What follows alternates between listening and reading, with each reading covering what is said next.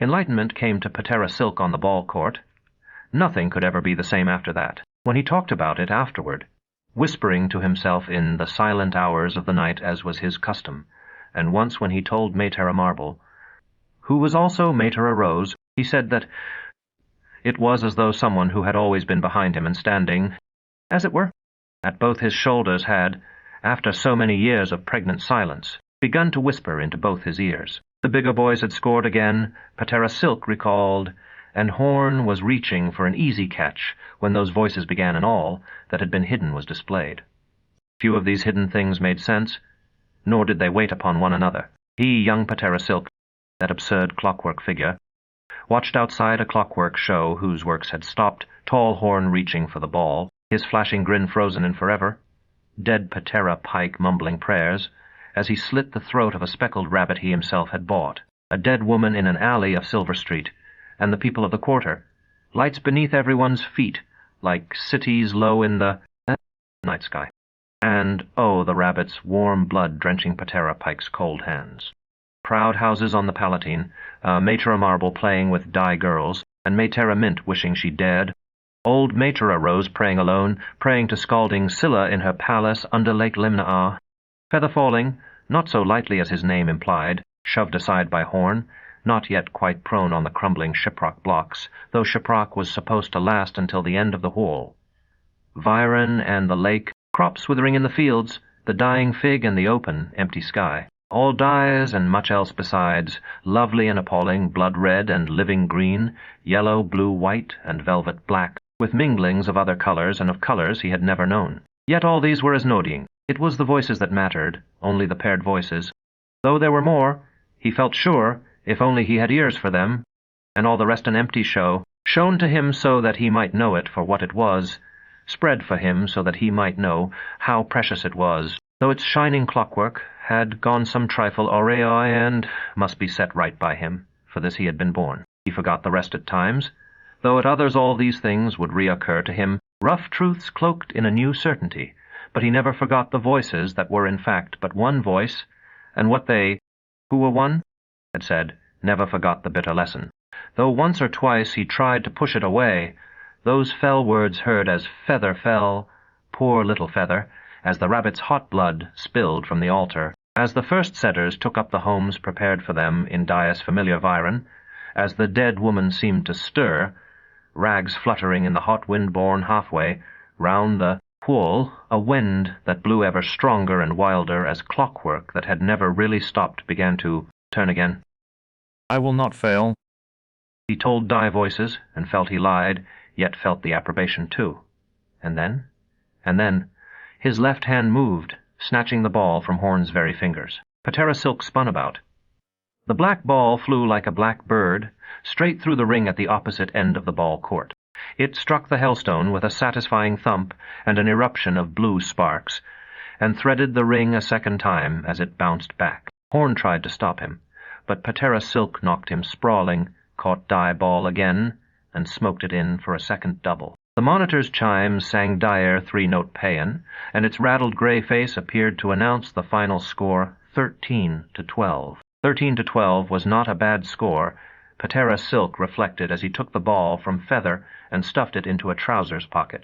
The bigger boys would not be too downcast, while the smaller boys would be ecstatic. This last, at least, was already quite apparent. He repressed the impulse to hush them, and lifted two of the most diminutive onto his shoulders. Back to class, he announced. Class for all of you. A little arithmetic will do you good. Feather, throw Villas my towel, please. Feather, one of the larger small boys, obliged Villas, the boy perched upon Silk's right shoulder, managed to catch eft, though not deftly. Patera, Feather ventured. You always say there's a lesson in everything. Silk nodded, mopping his face and rubbing his already disheveled yellow hair.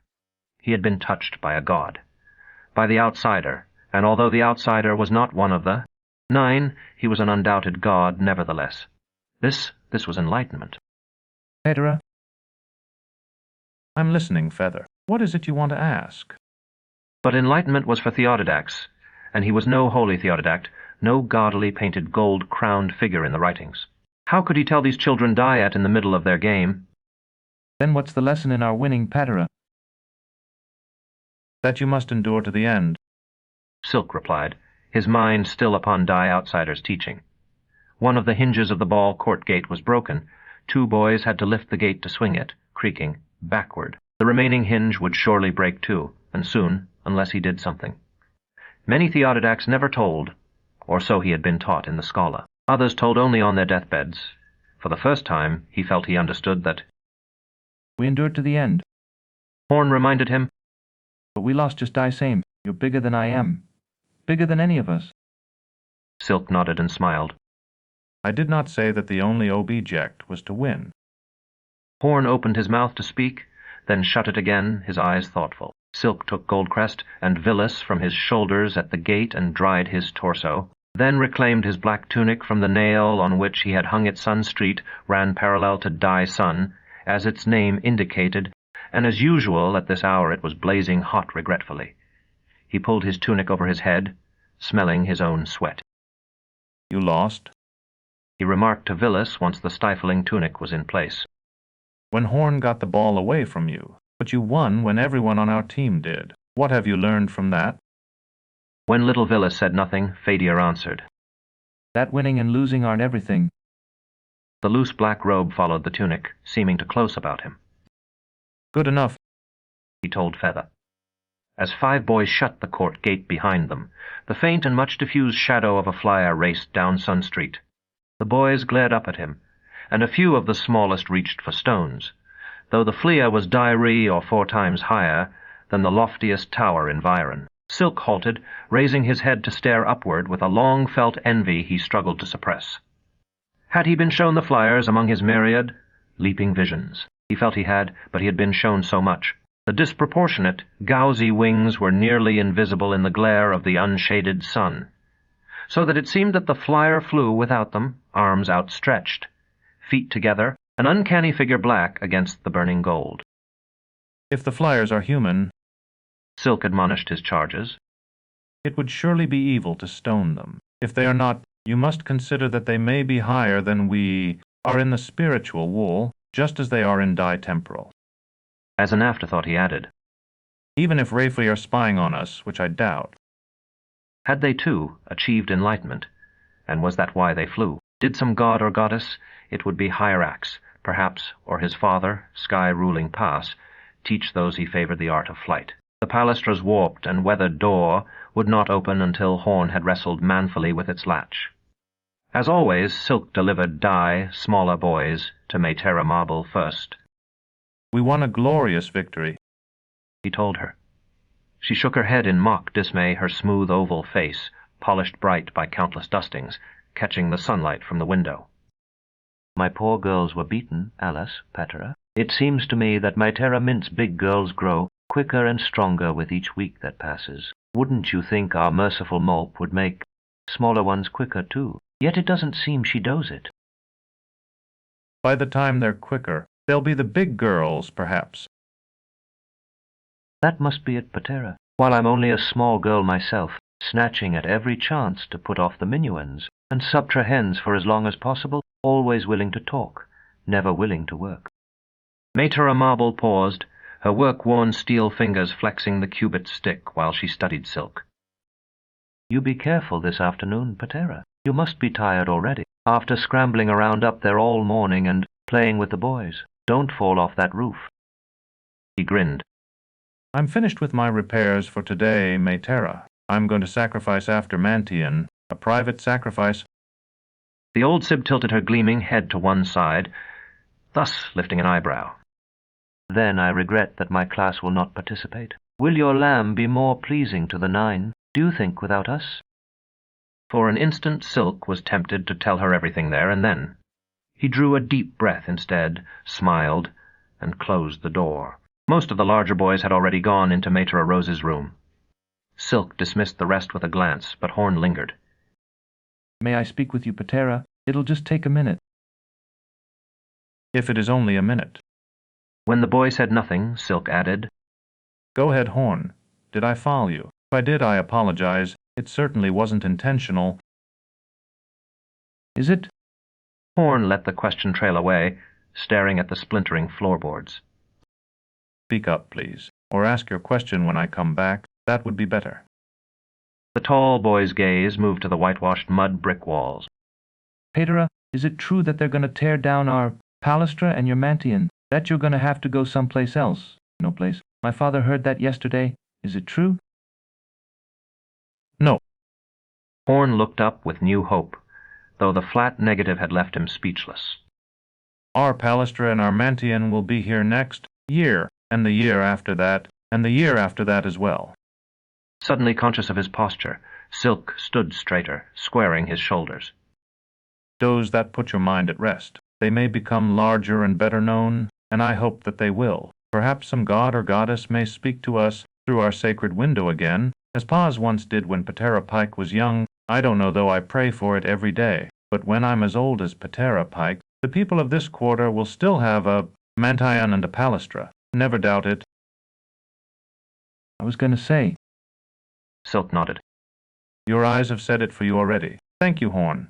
Thank you. I know that whenever I'm in need I can call on you, and that you'll do all that you can without counting the cost. But Horn? Yes, I know that whenever I am in need I can call on you, and that you'll do all that you can without counting the cost. But, Horn... Yes, I knew all that before. The tall boy's head bobbed. And all the other sprats, too, Patera. There are a couple of dozen that I know we can trust, maybe more. Horn was standing as straight as a guardsman on parade now. With a slight shock of insight, Silk realized that this unaccustomed perpendicularity was in imitation of his own, and that Horn's clear, dark eyes were very nearly level with his. And after that, Horn continued, there will be others, new boys. And men. There will be others, new boys, and men. Silk nodded again, gravely reflecting that Horn was already a grown man in every way that mattered, and a man far better educated than most. And I don't want you to think I'm mad about it, knocking me over like that, Patera. You hit me hard, but that's the fun of the game. Silk shook his head. That's merely how the game is played. The fun comes when someone small knocks down someone larger.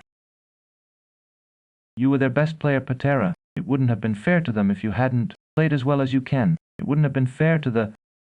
If you hadn't played as well as you can. Horn glanced over his shoulder at Mater Rose's open door. I have to go now.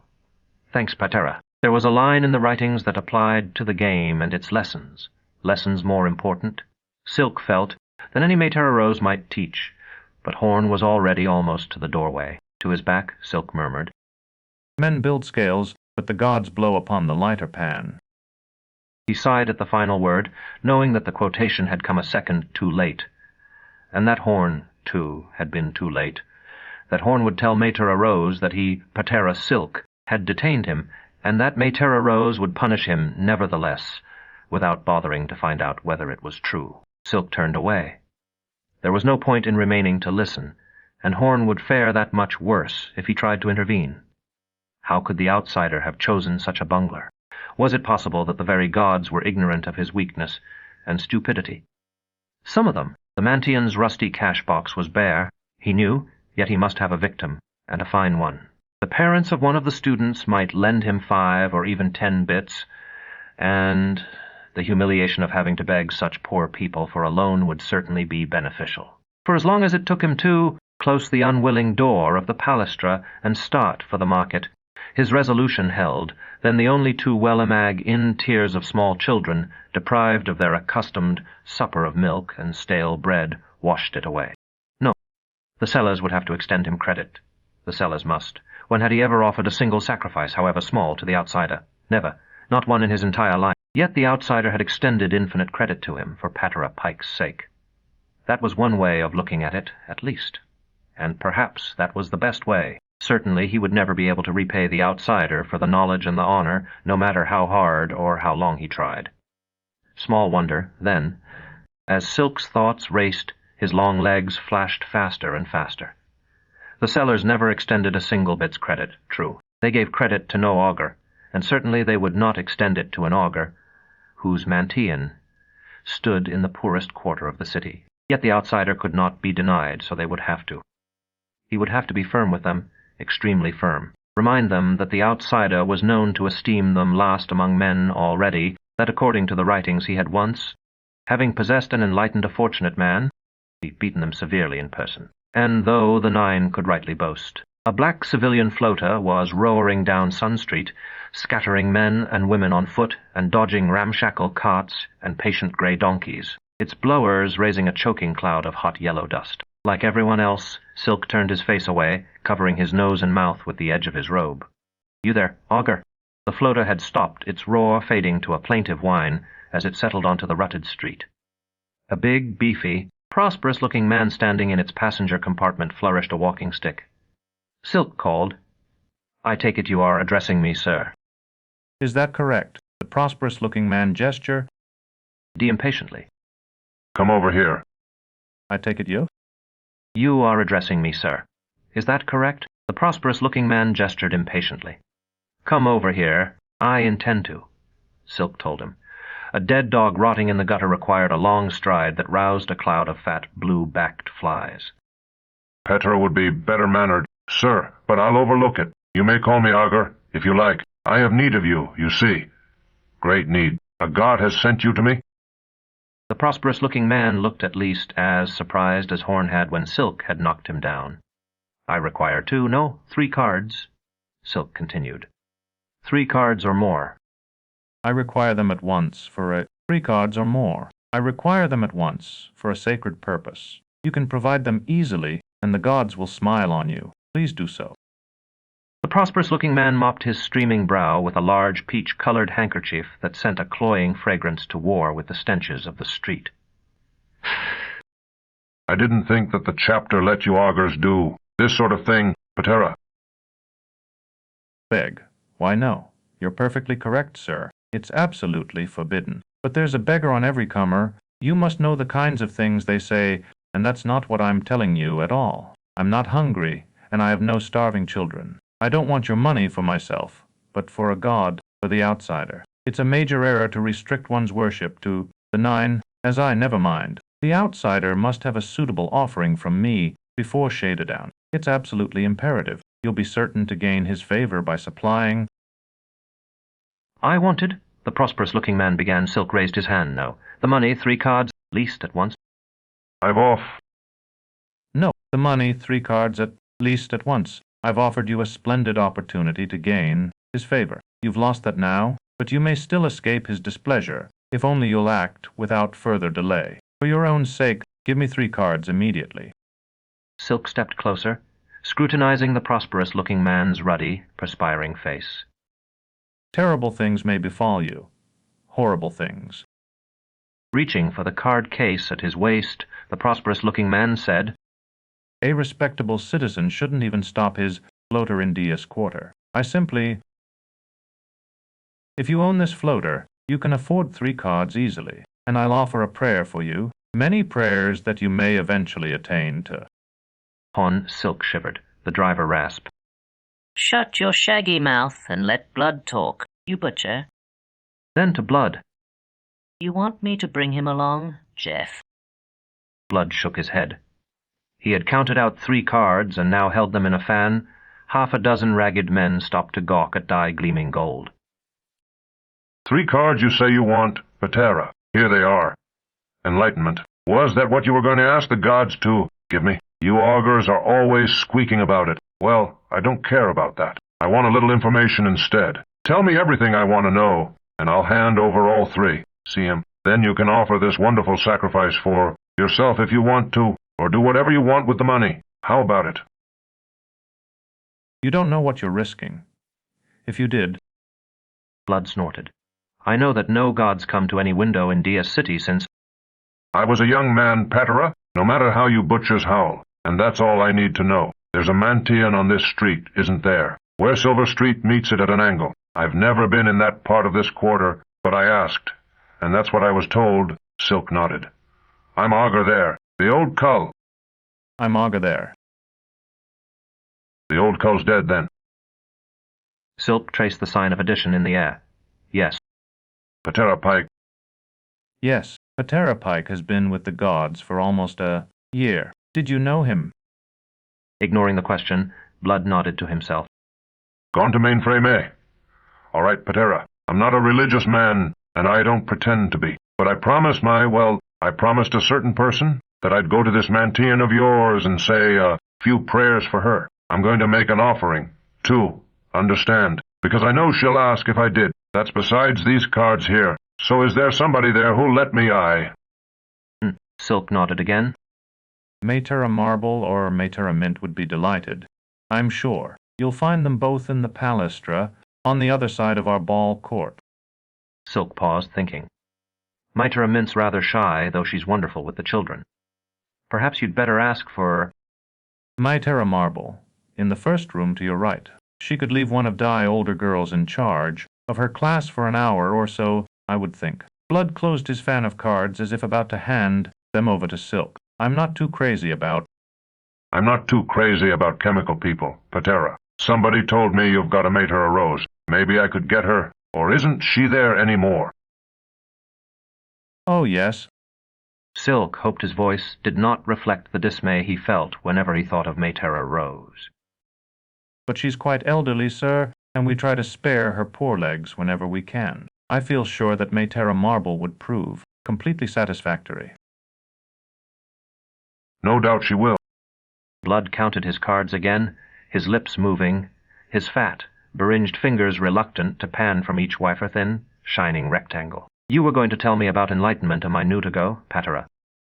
You said you'd pray for me. Yes, Silk confirmed eagerly, and I meant it. I will. Blood. Yes. Silk confirmed eagerly, and I meant it. I will. Blood laughed. Don't bother. But I'm curious. And I've never had such...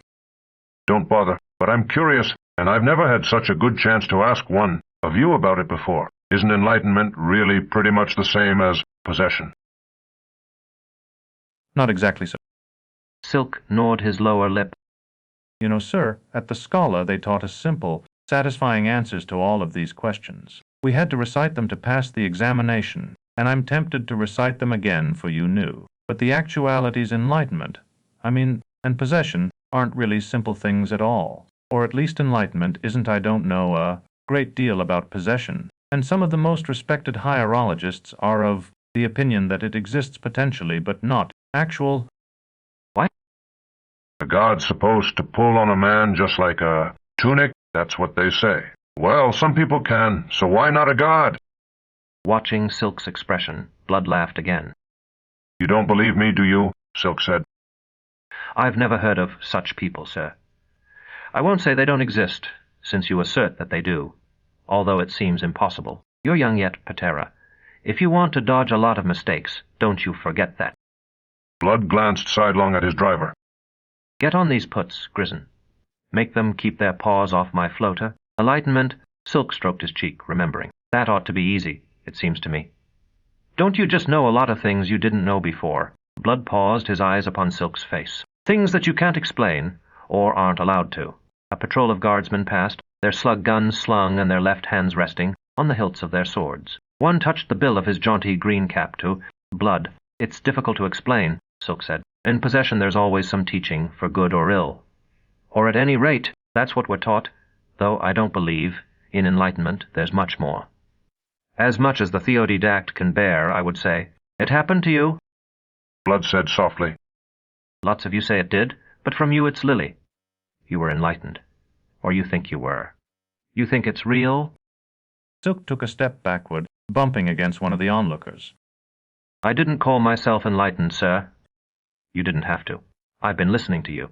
Now you listen to me. I'm not giving you these cards, not for your holy sacrifice or for anything else. I'm paying you to answer my questions, and this is the last one. I want you to tell me, right now, what enlightenment is, when you got it, and why you got it. Here, Dayar, he held. D them up again? Tell me, Patera, and they're yours. Silk considered, then plucked them from Blood's hand. A's, you say. Enlightenment means understanding everything as the God who gives it understands it. Who you are and who everyone else is, really. Everything you used to think you understood, you see with complete clarity in that instant, and know that you didn't really understand it at all. The onlookers murmured, each to his neighbor. Several pointed toward Silk. One waved over die drawer of a passing handcart. Only for an instant. Blood said. Yes, only for an instant. But the memory remains so that you know that you knew. The 3 cards were still in Silk's hand, suddenly afraid that they would be snatched away. By one of the ragged throng around him, he slipped them into his pocket. And when did this happen to you? Last week? Last year? Silk shook his head, glancing up at the sun. The thin black line of the shade touched it as he watched. Today, not an hour ago, a ball. I was playing a game with the boys. Blood waved the game away. And it happened.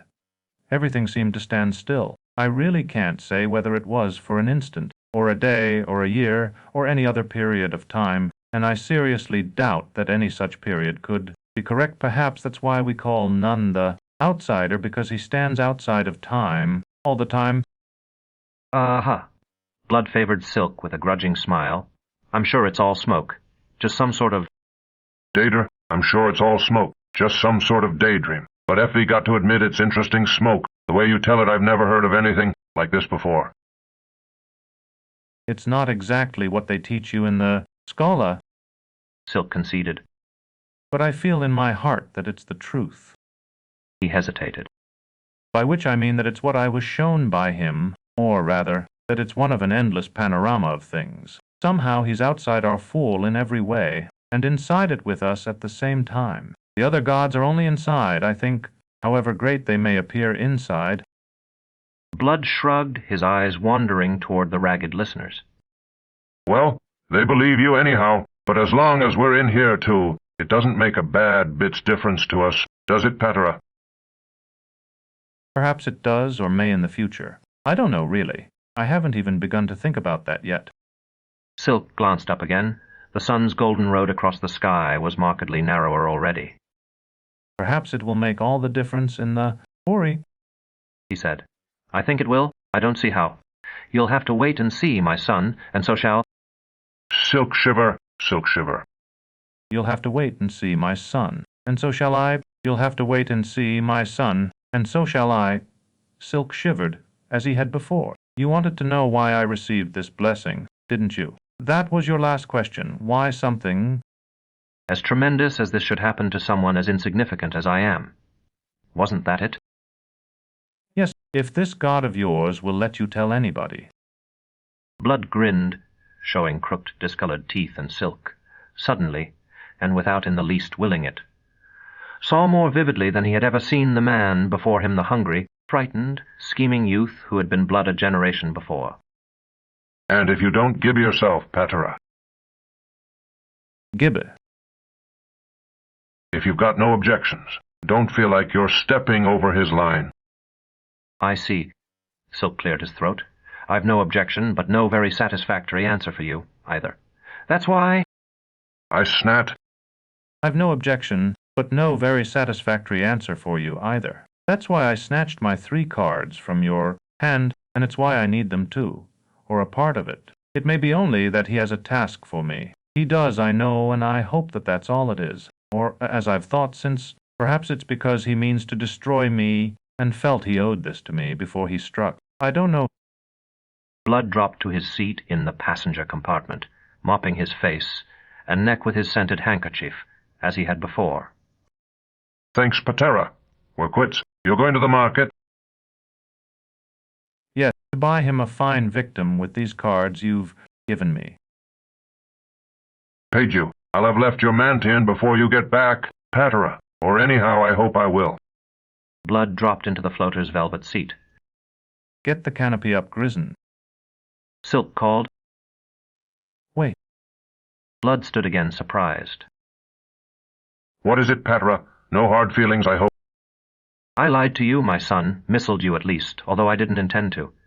He, the outsider, told me why, and... I remembered it a few minutes ago when I was talking with a boy named Horn, a student at our palastra. Silk stepped closer, until he was peering at Blood over the edge of the half-raised canopy. It was B. It was because of the augur who had our Mantian, when I came, Terapike, a very good and very holy man. He's dead, you said. Yes, he is, but before he died he prayed to the outsider for some reason, and he was heard. His prayer was granted. All this was explained to me, and now I owe it to you, because it was part of our bargain. Then I may as well have it explained to me, too. but make it as quick as you can. He prayed for help.